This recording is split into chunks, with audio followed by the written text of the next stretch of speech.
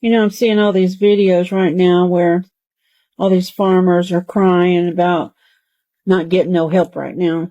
You know what? Let me ask you something. When have you ever heard of a black farmer crying about it?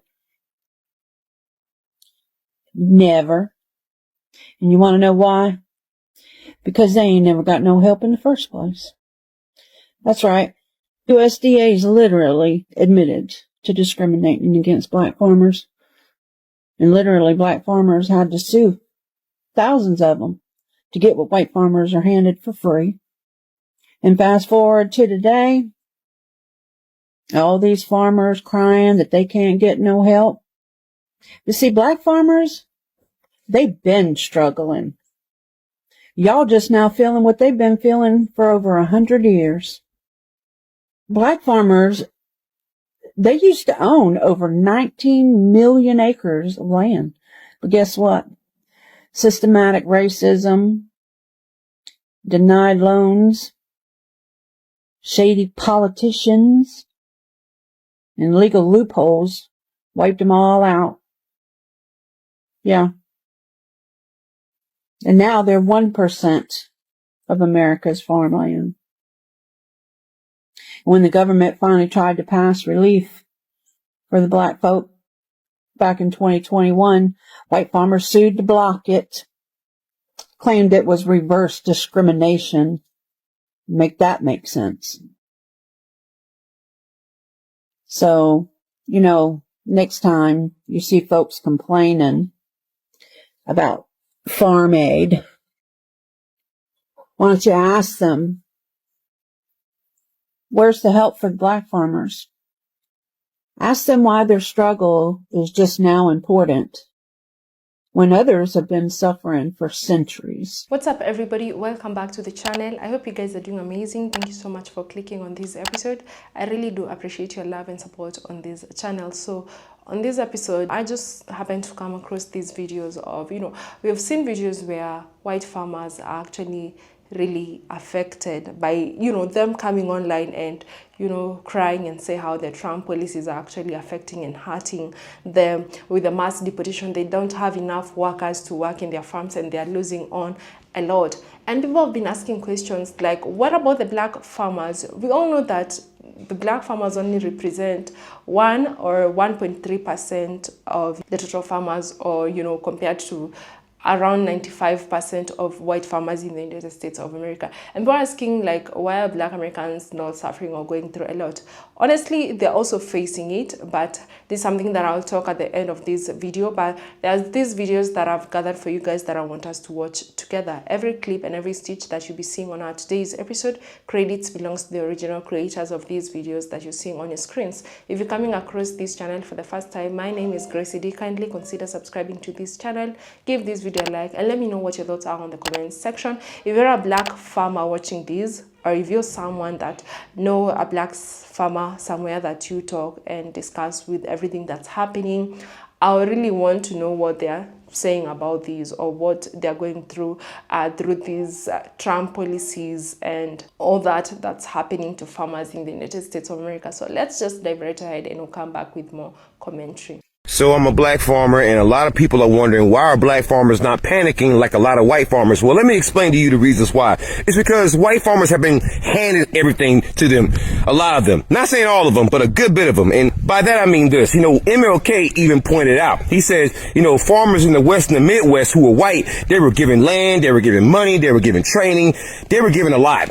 Whereas the black farmers weren't given anything, and the largest civil rights settlement in U.S. history is Pickford v. Glickman, where you had a class action lawsuit, bunch of black farmers all joined the lawsuit, and they won a huge settlement because the USDA was shown to be racist for decades.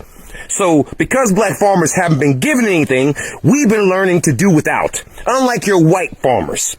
So when things are taken away from you, all your subsidies, all your tax breaks, guess what? You panic. Whereas we've always been going through this shit. So there's problems in privilege. Have you noticed that there's one group that has not made any noise or made videos complain about Trump's policies hurting them or their business? Black farmers. How many videos have you seen of black farmers, excuse me, making videos going, oh, I'm going to lose my farm because Trump cut off benefits. I'm going to lose my farm because Department of Agriculture no longer gives me subsidy. How many videos have you seen of black farmers doing that? That's because black farmers have historically, till this day, been excluded from all government subsidies. So right now, every white farmer is learning how to survive the same way black farmers have been surviving. Like I said, what Trump was going to do was bring every white American down to the black American level. 4 years ago, they were crying because they couldn't afford their student loans.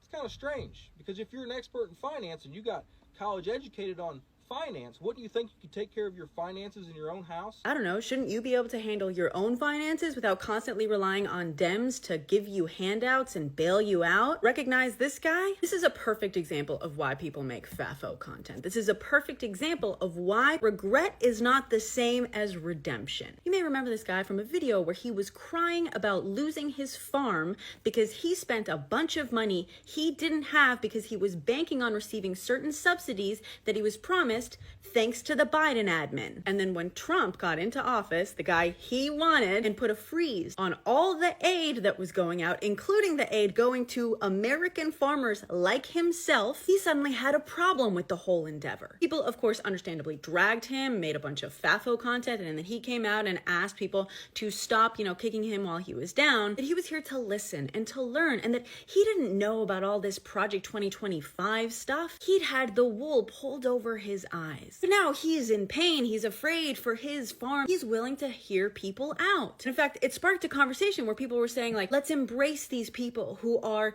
regretting their choices and let's speak to them because clearly they want to learn. I'm not going to say that everyone who has regrets doesn't want to learn.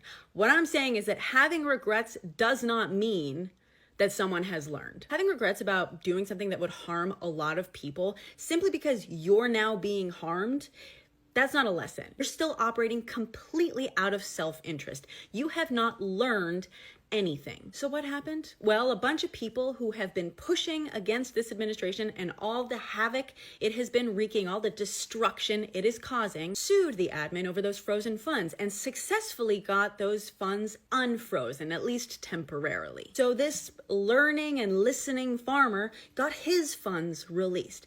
Now he's fine. What do you think? Did he learn a lesson? Nope. He's now back to going after everyone else. He's now back to not listening to people when they're explaining how tariffs are going to harm the economy, for example. He's now making fun of people who took out student loans. If they're bad with their finances, what are you, dude? What are you? What is your farm if it cannot exist or survive without Dems bailing it out all the time? Yeah, when things get bad for you again, no one's going to be fooled when you claim to be listening and learning. Next time it's time for you to find something out, we're going to know. If you're not out there like working to undo the harm that you caused, I'm sorry. Your regret is not redemption. Black farmers. Imagine how healthy we would be if we had more black farmers, or let's pretend we have only black farmers, right? I'm talking about the way that the Midwest is going to fall apart without federal funding, specifically all of these farmers, right? But one group that's going to do well is black farmers because they never got all of these handouts. And so I am not opposed to a strategy where we do let some of these rural Midwestern towns kind of fall apart on their own doing and take that as a redistricting opportunity. But think about this. Native Americans, how much healthier would our planet be and our land be if Native Americans had more farmland, which will be one of the groups that have the cash to do so. So I don't know, it's a silver lining I'm trying to think of. I was just trying to think if I've ever known a major farm or plant to have a food recall that was black owned, and if there is, I certainly can't think. You've clearly watched the video, I'm sure by now, if you've watched up to this part, and I'm sure most of you have been coming across videos whereby white farmers are really being affected by what's happening, or would maybe rather say that we're seeing more of white farmers coming and showing us on mainstream media and also on social media on how much they're actually suffering. We've seen a lot of them saying that their crops are actually rotting in the farms because there are no people to work on their farms. Well, they went on ahead and voted against that. against their own workers, people that are actually helping put money in their pockets. And most of them are now like, suffering. And the most stupid video I saw is this farmer who actually said that he's okay if he had to suffer right now, because he said he faces all these challenges while working in his farm or in his farm, bad weather, like bad profits. And he was saying like there is no way tariffs are gonna break me more than all these other things I've been facing, and I've always come out of them strong. But he's now forgetting this is now different, because like, tell me how you're gonna survive without having workers to work on your farm. How are you gonna do it? Because people are like, don't want to go and work in these farms. American citizens don't want to go and work in these farms. I don't know what most of these people thought. All they thought that, he said about black jobs and we're gonna have black people back working in our farms, working in our ranches. But now it's not happening, and most are suffering. Most of them are coming online and saying how much they're suffering. There are so many videos of unpicked cabbages, fruits, and a lot more. I'm sure you all have come across those videos. And one thing I know is that the reason as to why you're not seeing black farmers complaining is, one thing, they're not coming on social media and say of what's happening to them. Because the problems that they're facing, these are problems that they've been facing for years. This is not something new to them. And another thing, I know the mainstream media is not going to cover black American farmers suffering. No, they're not gonna do that. Definitely, we all know why. And this is the reason as to why you've not seen any black farmers coming or seeing black farmers going through a lot. Of course, there's some that are actually doing good, but I was doing my own research and I wanted to understand. But you all know that like, over the years, black farmers have been facing a lot. So like, we cannot say that they've not been getting benefits, some of these federal government benefits, but they have, but not as it's supposed to be. Just like all other things, the way they happen to black Americans. Like I wanted to understand produce percent of white farmers and black farmers, and 91% of all US farms, like those are like white farmers. Black farmers, they're only 1%. They make up to about 1% of US farms. I also went on ahead and looked at the produce, the agricultural produce, and the 2025 analysis noted that roughly 95.4% of produces are white. About 1 to 1.3% are black farmers. So you can clearly see that these numbers are reflecting a significant disparity in representation, with black farmers making up only a small fraction of the total farming population. And this is why I even think the mainstream media is not really that invested into, documenting what black farmers are going through, as per what we've seen them documenting what white farmers are actually going through. So I wanted even to understand if black farmers actually are eligible for federal programs and financial aid. And I went on ahead and Googled and I asked, but black farmers are eligible for a range of federal programs and financial aid, but in practice, their access and outcomes have historically lagged behind and often lagged behind white farmers due to structural barriers and discrimination. This is the same reason as to why you're not seeing so many black farmers out there as you're seeing white farmers on these videos and also on mainstream medias. Federal programs available to black farmers, socially disadvantaged farmers and ranchers program, 2,501 grants. USDA's Cooperative State Research, Education and Extension Services administers grants to support training and capacity building for socially disadvantaged producers, including black farmers. So there was also another, the American Rescue Plan, ARP, and Inflation Reduction Act, IRA.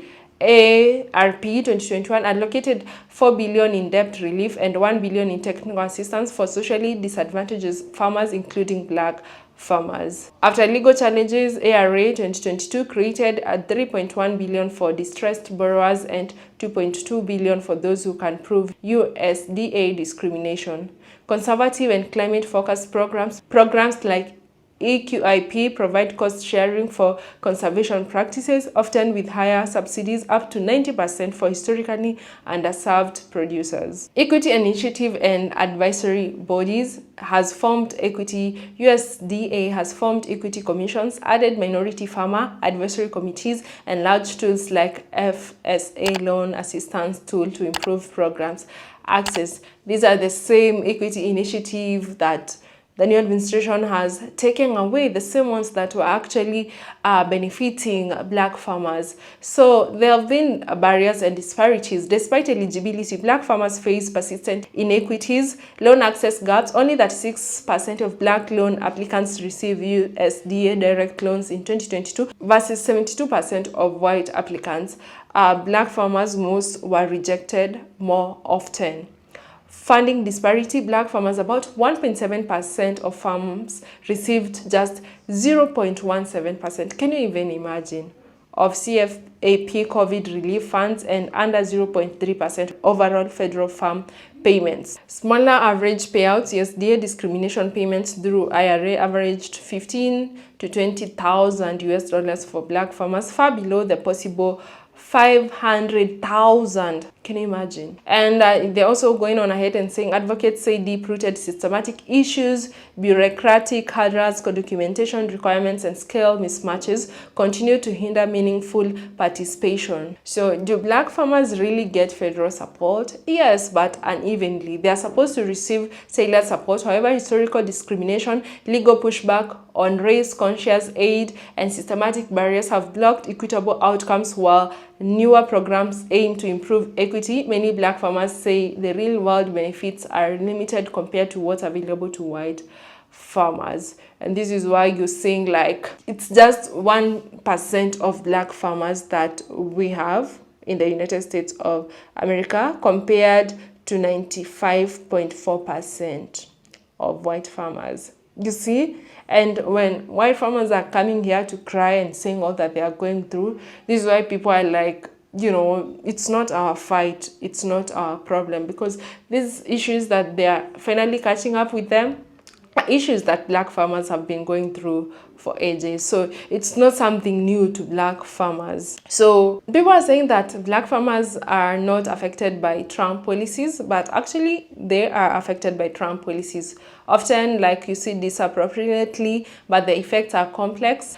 I have a breakdown on how Black farmers are actually being affected by what's happening. Black farmers were affected by Trump-era policies like the COVID aid distribution. I know this was the COVID aid distribution, which of course it's not what is affecting farmers currently, but if it affected Black farmers back then, still they're feeling the heat, or they're being affected on also trying to overcome these. So under Trump COVID aid distribution, under Trump, USDA distributed billions in COVID relief through the coronavirus food assistance programs, but white farmers received 97% of CFAP funds. Black farmers received less than 0.1% despite representing 1.4% of eligible producers. This is due to how the aid was structured based on production scale, not need, favoring large operations which are overwhelmingly white-owned. And what are the impacts? Like in most cases, Black farmers were essentially and still are left out of the aid that kept many white-owned farmers afloat. They never cared, and this is why we're only having 1% of Black produce of farmers in the United States of America. The trade war and tariff relief, now that everything that's affecting farmers. Trump's China tariffs hurts soybean and cotton growers, which include many Black farmers in the South. The administration's $28 billion bailout went mostly to large Midwestern grain producers. Smaller and diversified farms, more common among Black farmers, got little or no help. Many Black farmers were hit twice by the tariffs and by being excluded from relief funds. And this is why even you see with everything that's happening, Black Americans are sitting everything out, because you know what? You voted for this, you voted against them, including voting against your own self-best interest. So you see like budget cuts and the equity programs that Trump has slashed or taken away, the slashed funding, and these programs targeting socially disadvantaged farmers, civil rights compliance, outreach services, and Black farmers are actually feeling the heat. the infrastructures that support black farmers were weakened under Trump administration because you all went on ahead and voted for this. You voted against black people. Policies or equity programs that were actually benefiting black people, you went on ahead and voted for this because of hatred and racism. And you might not be seeing black farmers out here, but that is they are also feeling the heat of what's happening. So I wanted also to understand why the misconception that they were not affected. So black farmers are already marginalized. Black farmers are such small percentage of total farms, 1.3%, that their struggles are often invisible in nation states. Lower programs access, low impact. If you never got government aid before, the loss of new aid might not feel different, but it reinforces long-standing disparities. Media coverage skews, as I've said, much coverage focused on white Midwestern farmers, farming them as the face of agricultural hardship under Trump administration. So you see, black farmers are also feeling the heat, and it's so sad that you Americans, most of you went on ahead and voted against your own self-best interest because of hatred, because of, it's just so crazy, honestly, thinking about this. So when you sit there and be thinking that black farmers are actually not feeling the heat, they are. It's just that the media or the mainstream media is not covering this. It's just so sad that we are sitting here thinking that black farmers are not going through it, but in real sense, they are. And this is not new. This is something that they've been facing for years. And this is why you're seeing like most of them are not even creating videos or being out there and showing you what they've been or what they're facing right now. Because black people have been coming here telling their problems and what they're facing, but none of you cared. None of you were concerned, and that's why you went on ahead and voted as you voted. So when black people are telling you like, we are not going out there to protest, we are sitting everything out that's happening, you totally have to understand. They've been doing it for years. They've been fighting for each and every other American citizens, but none of you ever like tried to fight for them. None of you really supported, or none of you like really pushed them, or stood behind them to support them and push them when they really needed you the most. And that's when you went out there to cast your vote.